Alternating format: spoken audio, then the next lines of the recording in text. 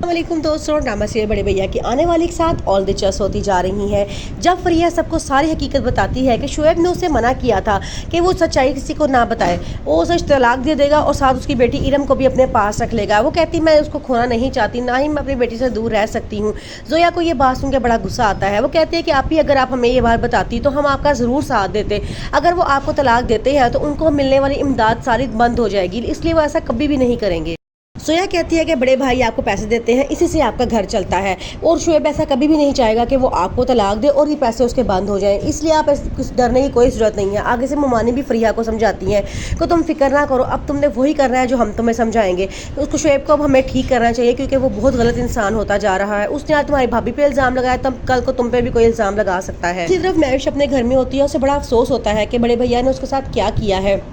वो कहती है कि उनको कम से कम मेरा इतबार करना चाहिए था, मेरी बात भी सुननी चाहिए थी उनको, लेकिन उन्होंने ऐसा नहीं किया। उसी दौरान वानिया का फ़ोन चला जाता है महविश को और वो उसे ताने देना शुरू कर देती है और कहती है देखा बड़े भैया ने तुम्हारी एक बात नहीं सुनी, बड़े भैया अपनी बहनों से बहुत प्यार करते हैं, तुम अपना कोई इंतज़ाम कर लो बीबी। वो इस तरह की बातें करती है। ये बात सुन के महविश बहुत डिसहार्ट हो जाती है। वो कहती है कि फ़ोन बंद करो, तुमने ये बकवास करने के लिए मुझे फ़ोन किया है।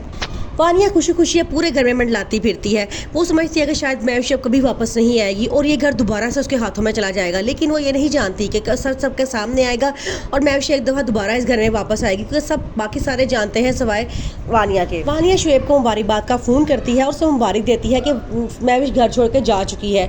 वो उसे कहती है कि जो काम मैं करना चाहती थी तुमने कितनी आसानी से कर दिया और मेरे लिए रास्ता खोल दिया है कि अब ये घर वापस दोबारा मेरा हो सकता है।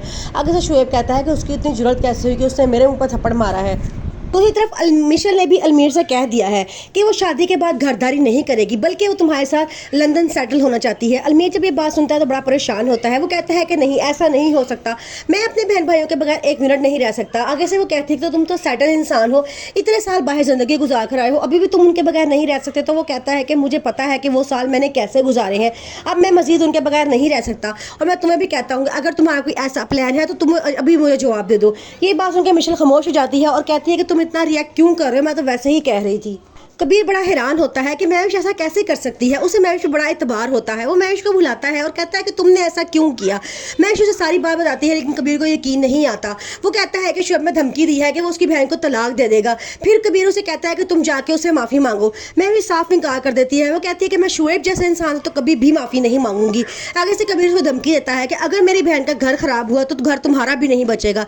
ये बात सुनकर महविश को बहुत अफसोस होता है। वो अपना सामान पैक करती है और वहाँ से चली जाती है।